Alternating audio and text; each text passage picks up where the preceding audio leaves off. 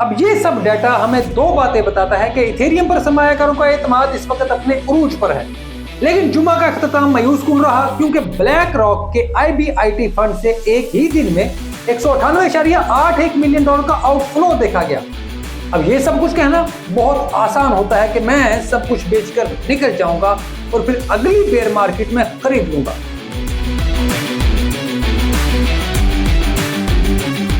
अस्सलाम वालेकुम, मैं हूं अली रेहान और आप देख रहे हैं क्रिप्टो बाबा। मार्केट में बहुत ज्यादा तेजी से हो रहा है जो हर वक्त इंडिकेटर्स और सेंटीमेंट्स को बदल रहा है। तो इस वजह से बहुत से कॉइन्स पर एक ही वीडियो में बात करनी पड़ती है। जैसे इस हफ्ते ETF सेक्टर बिल्कुल इथेरियम की तरफ शिफ्ट हो गया है, बिटकॉइन में इन्फ्लोस कम रहे और साथ ही ऑल्ट कॉइन्स मार्केट में भी बहुत बड़ी तब्दीली आई है।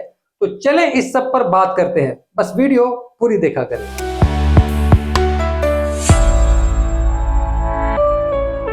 अगर इथेरियम ETFs की बात करें तो जुमे तक TradeFi मार्केट्स की क्लोजिंग हुई। TradeFi हमारी रवायती फाइनेंशियल मार्केट्स हैं जो जुमे को बंद होती हैं, और जब से अमेरिकी फेड के चेयरमैन जेरोम पावेल ने इंटरेस्ट रेट की कमी की बात की है तो हम तब से इथेरियम में बहुत बड़ी इन्वेस्टमेंट देख रहे हैं। और हफ्ते के आखिरी 2 दिन बड़े पैमाने पर इथेरियम में सरमायाकारी देखने को मिली। सिर्फ एक दिन में इथेरियम फंड्स में 337.63 मिलियन डॉलर का इनफ्लो आया। इसमें सबसे आगे रहा फिडेलिटी की ETF थी जिसमें 117.90 मिलियन डॉलर का इनफ्लो था। इसके बाद ब्लैक रॉक थी जिसमें 109 मिलियन डॉलर का इनफ्लो था। फिर ग्रे स्केल में 45.85 मिलियन डॉलर, बिटवाइज में 36.27 मिलियन डॉलर के इनफ्लोज थे। अब ये इंफॉर्मेशन देने का मकसद सिर्फ यही है कि आपको अंदाजा हो कि जितनी भी इथेरियम की ETF हैं उनमें इनफ्लोज पॉजिटिव हैं। ये बिल्कुल ऐसे ही है जैसे बिटकॉइन में एक वक्त में था। अगर आपको याद हो तो बिटकॉइन 70,000 से वापस 54,000 पर गया और उसके बाद जब उसने ब्रेकआउट किया था तो हमने दिनों में 92,000 और फिर 1 लाख देख लिया था।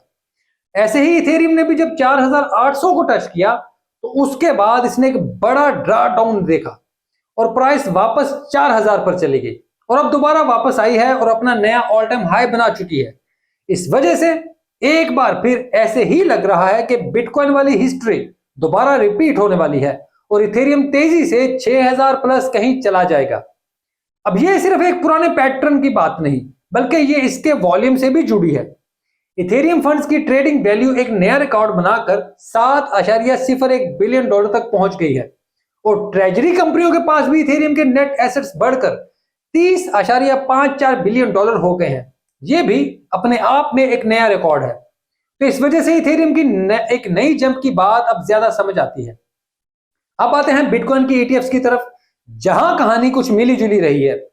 कई फंड्स में अच्छी खरीदारी देखने को मिली, जैसे ARKB में 65.74 मिलियन डॉलर, XBTC में 50 मिलियन डॉलर, होडल में 26.41 मिलियन डॉलर, EZBC में 13.51 मिलियन डॉलर, बिटबी में 12.70 मिलियन डॉलर और GBTC में 6.42 मिलियन डॉलर का इनफ्लो आया।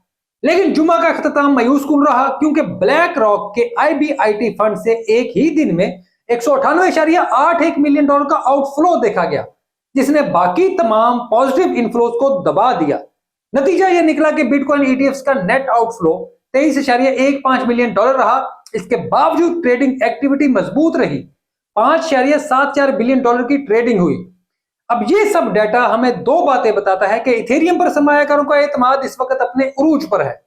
मुसलसल रिकॉर्ड इनफ्लो और बढ़ती हुई ट्रेडिंग वैल्यू इस बात का इशारा है कि बड़े इदारे और रिटेल इन्वेस्टर्स दोनों इथेरियम को अगले बुलरन के लिए तैयार समझ रहे हैं। दूसरी बात कि बिटकॉइन में दबाव बुनियादी तौर पर एक बड़े फंड की आउटफ्लो की वजह से है। ये मार्केट स्ट्रक्चर में कोई कमजोर नहीं और ना ही इसकी डिमांड कोई बहुत बुरी तरह मुतासर हुई है।